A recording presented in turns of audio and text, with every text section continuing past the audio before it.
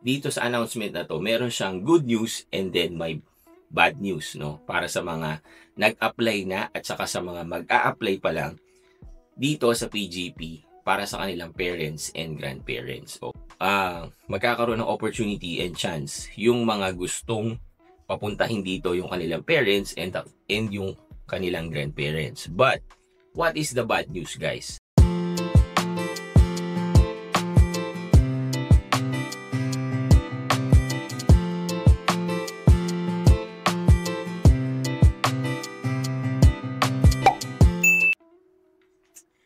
Hello guys, Nardino TV here and we are back with another video. So magkikwentuhan muna tayo guys habang ako'y naghihintay na matapos itong aking ginagawa sa opisina. So or sa work ko. I am just working remotely today guys. So habang may hinihintay, so why not magkwentuhan tayo about dito sa buhay Canada natin. And for today guys, we will talk about of course, something related to IRCC or yung immigration dito sa Canada, no?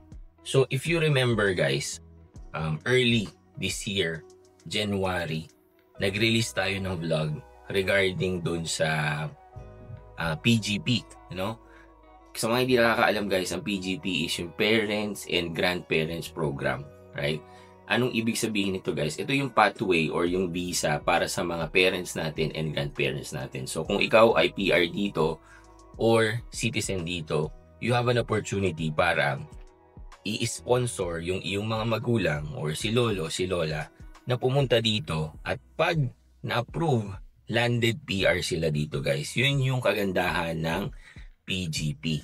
Yan. Pero nga, sabi ko nga 'di ba nung early this year, January 2025, sinabi ni Canada na ipo-pause muna namin. So, na-close yun guys. So, wala silang tinanggap na application, 'di ba? Kasi nga ang reason behind that one daw is para matapos nila yung kanilang mga backlog. So mamaya guys, i-discuss ko sa inyo based on my research kung bakit nagkaroon ng mga backlogs or mga ganyan, no? Based lang naman on my understanding, okay?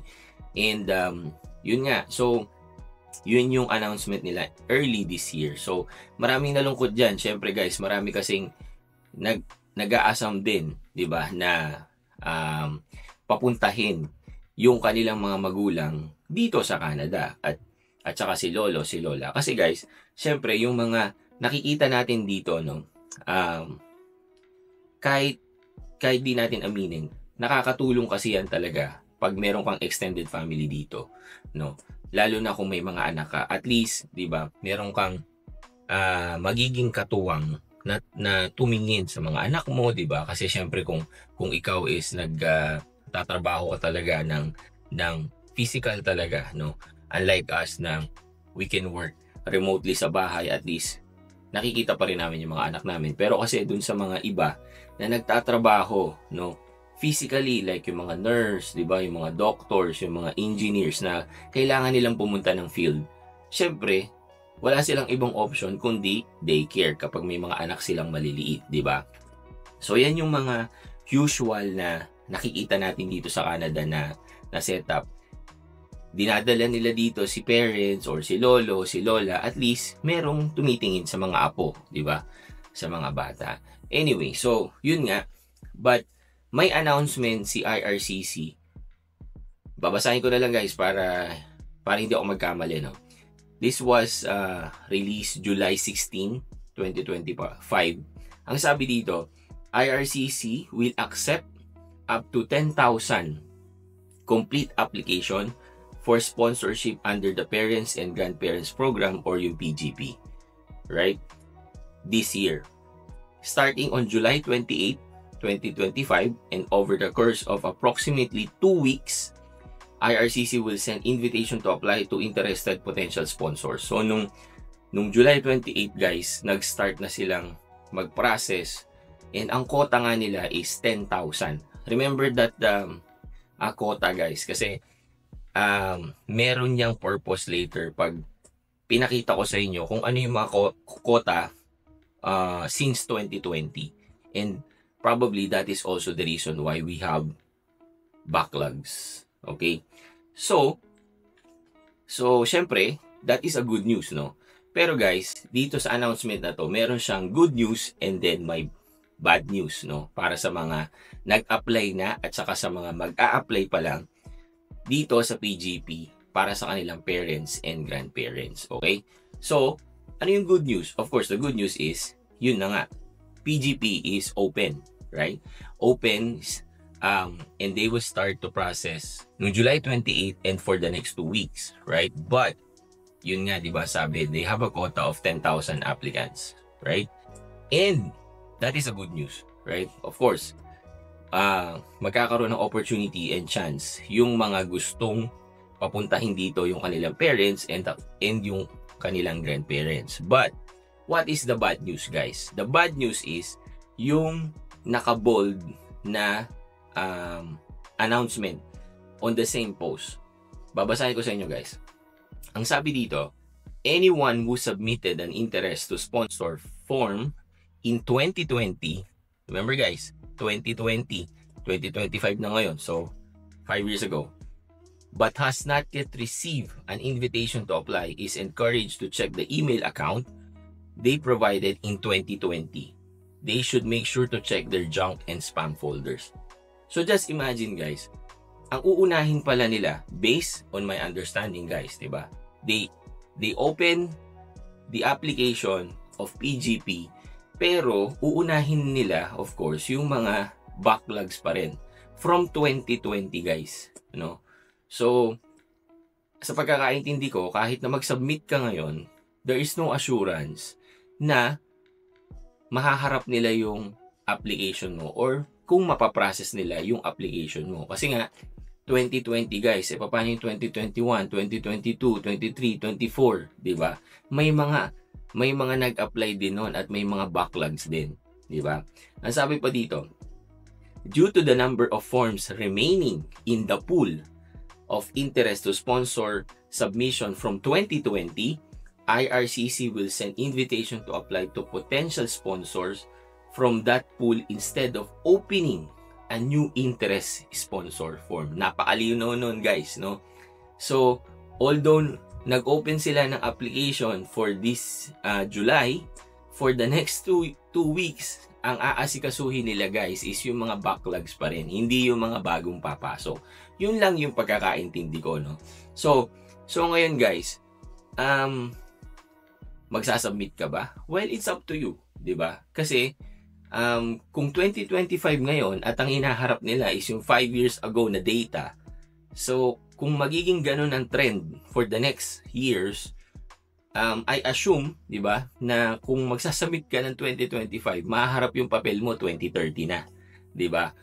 Kung magiging ganun pa rin yung trend, guys. Hindi ko na alam kung ano yung baka maglagay sila ng process for the next couple of years na mapapabilis yung system.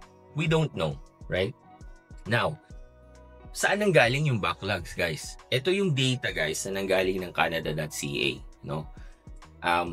Share ko lang sa inyo, and this is my own understanding kung bakit nagkaroon ng mga backlogs. Kasi, guys, pag nag-open ng invitation, no? Parang ano yan, kumbaga, they will open the gate, right? And then they will accept, numbers of applicants, right? Kung makikita natin yung number guys, noong 2020, na 13,400, no? Pero ang target nila is 10,000 lang, right? So anong nangyari guys dun sa 3,400? Diba? So, yun ba ay naging backlogs? Right? Tinanggap ba yon at naiwan lang sa database or sa system and just waiting? Baka ito yung ipaprocess nila, no? So kung ang quota nila for this July is just 10,000 at meron ng backlog na 3,400, di nasa 6,600 na lang ang magiging slot, di ba? Pero kung titignan natin yung number ng 2021, di ba?